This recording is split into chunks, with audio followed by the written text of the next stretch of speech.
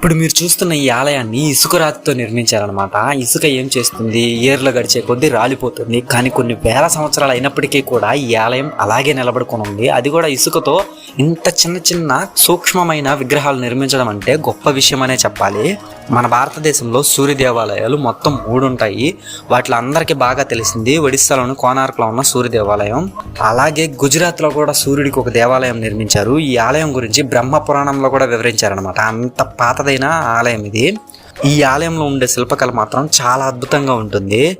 ఈ ఆలయం ఎదురుగా ఒక కోనేరు ఉంటుంది. ఈ కోనేరుని చాలా సినిమాల్లో చూసుంటారు. సీతారామ మూవీలో కూడా ఒక సాంగ్ లో ఈ కోనేరుని చూపిస్తారనమాట. అంత బాగుంటుంది చుట్టుపక్కల ఉండే ప్లేస్. ఈ ఆలయం ఎక్కడ ఉందంటే గుజరాత్ లోని మొతేరా అనే ఒక చిన్న విలేజ్ లో ఉంది. మన తెలుగు రాష్ట్రాల నుంచి ఇక్కడికి రావాలంటే ముందుగా మనం అహ్మదాబాద్ రీచ్ అయ్యి అక్కడి నుంచి మెన్సానా అనే ఒక విలేజ్కి వచ్చి అక్కడి నుంచి మొతేరా రావచ్చు. లాస్ట్ వీడియోలు చూస్తే నేను రాణికి బాబు వచ్చాను కదా, అక్కడి నుంచి మెన్సానా వచ్చి మెన్సానా టు మొతేరా వచ్చేసాను అనమాట. మెన్సానా వచ్చేది ఇక్కడ హైవేలో దింపేశారు.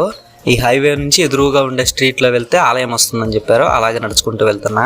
ఈ ఆలయాన్ని ఆర్కియాలజీ డిపార్ట్మెంట్ వారు మెయింటైన్ చేస్తున్నారు అనమాట. దీనికి ఎంట్రీ టికెట్ కూడా ఉంది, 25 రూపీస్. ఈ ఆలయం గురించి చెప్పాలి అంటే ముందుగా ఈ విలేజ్ గురించి చెప్పాలి. భారతదేశంలో మొట్టమొదటిగా ఫుల్లీ సోలార్డ్ విలేజ్ అనమాట ఇది. ఇంకా ఈ ఆలయం గురించి చెప్పాలంటే ఈ ఆలయాన్ని సూర్య దేవాలయం అని పిలుస్తారనమాట. ఈ ఆలయాన్ని 1026వ సంవత్సరంలో సోలంకి రాజవంశానికి చెందిన 2వ భీమ్దేవ్ గారు నిర్మించారు. ఈ ఆలయంలో ఉండే శిల్పాలు జీవకళని ఉట్టపడే విధంగా నిర్మించారు. అంతేకాకుండా ఈ ఆలయం మొత్తాన్ని శాండ్ స్టోన్తో నిర్మించారనమాట.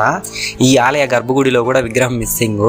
ఈ మొఘలులు పరిపాలించే కాలంలో మన గర్భగుడిలో ఉండే విగ్రహాలు మొత్తాన్ని ధ్వంసం చేశారు. తర్వాత బ్రిటిషర్స్ వచ్చి ఇక్కడ ఉన్న ఎన్నో విలువైన విగ్రహాలని వాళ్ళ దేశానికి పట్టుకొని వెళ్ళారనమాట.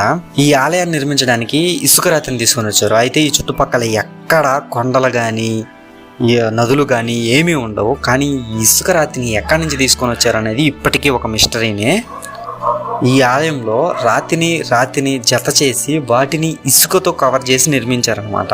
ఈ ఆలయం మొత్తం చూడాలంటే మొత్తం 3 ప్రదేశాల గుండా ఈ ఆలయాన్ని చూస్తే చాలా బాగుంటుంది. గర్భాలయంతో కూడిన గోడ మండపం అనమాట. ఫస్ట్ ఉండే ఆలయాన్ని మొత్తాన్ని గోడ మండపం అని పిలుస్తారు. తర్వాత దాని ముందు ఉండేది రంగమండపం. ఇక్కడ నృత్యాలు చేయడానికి ఈ మండపాన్ని నిర్మించారనమాట. దాని ముందు ఉండేది సూర్యకుండ అనమాట. ఇది ఒక కోనేరు. ఇక్కడ స్నానం చేసి రంగమండపంలోకి వచ్చి అక్కడి నుంచి గోడ మండపంలోకి వెళ్తారనమాట స్వామి దర్శనం కోసం. అలా నిర్మించారు ఈ ఆలయాన్ని.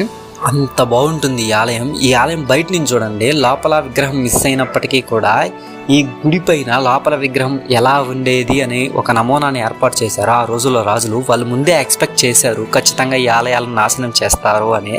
కానీ లోపల ఉండే దైవం ఎలా ఉంటుందో చూపియాలని బయట ఇలా విగ్రహాలను ఏర్పాటు చేశారు. ఇప్పుడు మీరు చూస్తున్నారు కదా, ఇదే సూర్యుడి విగ్రహం అనమాట. ఇలాగే ఉండేది లోపల కూడా స్వామివారి విగ్రహం.